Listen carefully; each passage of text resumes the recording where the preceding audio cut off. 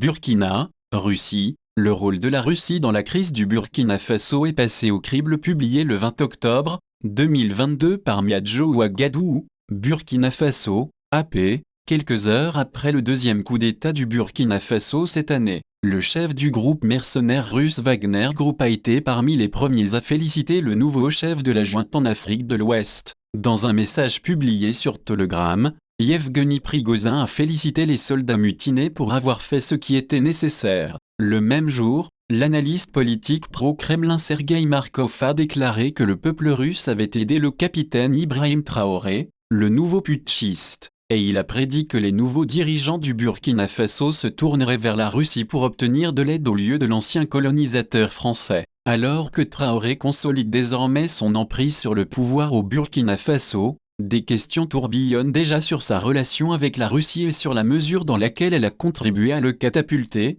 lui et ses alliés, au pouvoir. Le récent coup d'État pourrait être une porte d'entrée vers une politique russe plus affirmée envers le Sahel, a déclaré Samuel Ramani, chercheur associé au Royal United Service Institute, un groupe de réflexion sur la défense et la sécurité. Le coup d'État au Burkina Faso auquel nous venons d'assister pourrait être le premier exemple de la Russie jouant un rôle dans l'instigation d'un coup d'État plutôt que de simplement capitaliser sur les troubles préexistants, a déclaré Ramani. Interrogé sur le coup d'État lors d'un appel avec des journalistes au début du mois, le porte-parole du Kremlin, Dmitri Peskov, n'a pas voulu commenter les perspectives d'établir des liens avec les nouveaux dirigeants du pays. Le coup d'État au Burkina Faso auquel nous venons d'assister pourrait être le premier exemple de la Russie jouant un rôle dans l'instigation d'un coup d'État plutôt que de simplement capitaliser sur les troubles préexistants, a déclaré Ramani. Interrogé sur le coup d'État lors d'un appel avec des journalistes au début du mois, le porte-parole du Kremlin, Dmitri Peskov, n'a pas voulu commenter les perspectives d'établir des liens avec les nouveaux dirigeants du pays. Guerre Russie-Ukraine. L'Ukraine accuse l'Iran d'avoir violé l'interdiction de l'ONU sur les transferts de drones. Les États-Unis détruisent un réseau fournissant de la technologie à l'armée russe. Poutine ajoute la loi martiale dans les régions ukrainiennes et des limites en Russie. Mise à jour en direct. Guerre Russie-Ukraine et le Kremlin nient les liens avec le groupe Wagner, bien que les analystes occidentaux le qualifient d'outil du président russe Vladimir Poutine. Les mercenaires du groupe Wagner ont déjà pris pied pour la Russie dans au moins une demi-douzaine de pays africains, notamment en République centrafricaine, au Soudan et au Mali, qui luttent contre une insurrection similaire à celle du Burkina Faso qui a tué des milliers de personnes et déplacé quelques 2 millions de personnes. Le groupe a été accusé d'avoir commis des atteintes aux droits humains. Plus tôt cette année, il était lié à au moins 6 massacres de civils présumés et aux exécutions extrajudiciaires de 300 personnes dans le village de Moura au Mali, selon le Centre d'études stratégiques de l'Afrique. Ce que nous observons, c'est qu'ailleurs en Afrique aujourd'hui, il y a des déploiements inquiétants des milices wagnériennes, et nous avons pu constater sur le terrain que les effets de ces milices conduisent à des exactions contre la population. Nous avons vu des crimes qui se sont déroulés au Mali, en République centrafricaine, au Mozambique, pillage des ressources naturelles aussi, et surtout, efficacité nulle dans la lutte contre le terrorisme, a déclaré Anne-Claire Legendre, porte-parole du ministère français des Affaires étrangères. La France, qui a des troupes dans la région depuis 2013 lorsqu'elle a aidé à chasser les extrémistes islamistes du pouvoir dans le nord du Mali, fait face à un recul croissant des populations qui disent que sa présence a donné peu de résultats dans un contexte d'escalade de la violence djihadiste. À la suite du dernier coup d'État du Burkina Faso, l'ambassade de France et l'Institut français de la capitale, Ouagadougou, ont été attaqués par des manifestants brandissant des drapeaux russes.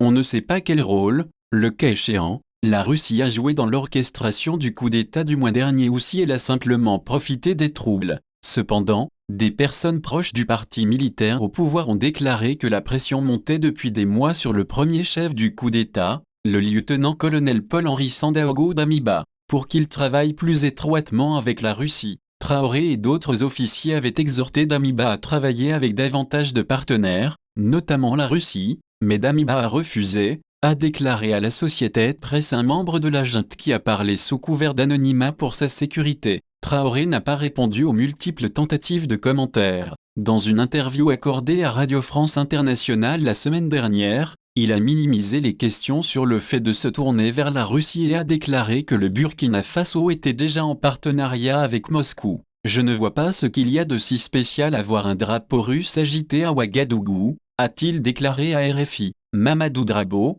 secrétaire exécutif de Save Burkina, un groupe de la société civile qui soutient la junte, a déclaré qu'il avait tenté d'arbitrer les tensions pendant des semaines avant le coup d'État parce que les soldats étaient contrariés par l'absence de progrès dans l'endiguement de la violence. L'un des plus grands griefs était que Damiba n'obtenait pas suffisamment d'équipements, tels que des hélicoptères, que les membres de la junte voulaient acheter à la Russie puisque la France ne leur en donnerait pas, a-t-il déclaré. Malgré les antécédents controversés du groupe Wagner dans d'autres pays, les gens ont tellement besoin de changements qu'ils sont prêts à tenter leur chance, a-t-il déclaré. Si aujourd'hui nous disons que nous ne voulons pas de Wagner, combien de temps allons-nous rester dans cette guerre, dit Drabo. Nous ne voulons pas que le Burkina soit transformé en Somalie après que Damiba a renversé le président démocratiquement élu en janvier. Il a demandé aux Burkinabés de lui donner jusqu'en septembre pour montrer des résultats dans la lutte contre les extrémistes islamistes. Son gouvernement a créé un centre de commandement global pour renforcer la coordination et mettre en place des comités de dialogue locaux visant à amener les djihadistes à déposer les armes.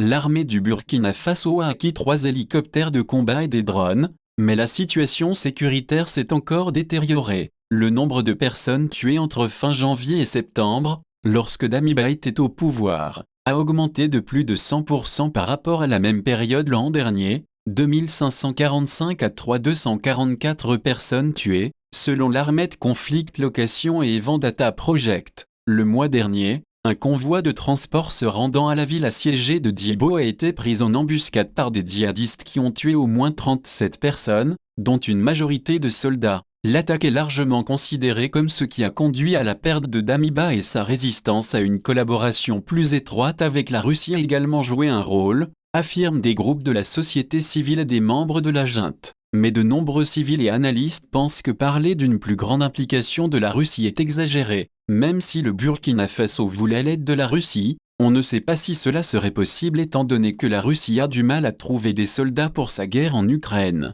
En l'absence d'un déploiement promis, il n'est pas certain que Traoré prenne des mesures contre les forces françaises, a déclaré Andrew Lebovich, chercheur à l'Institut Klingendael, un groupe de réflexion néerlandais. Beaucoup au Burkina Faso, méfiant face à des années d'intervention étrangère, disent que peu importe qui intervient, rien ne changera. Que ce soit la Russie, la France ou quelqu'un d'autre, ils veulent tous la même chose, le contrôle et l'influence, a déclaré Ousmane Amiroudiko, un chef traditionnel connu sous le nom d'émir du Liptako. L'écrivain d'Associated Press Geoffrey Scheffer à Paris a contribué. AP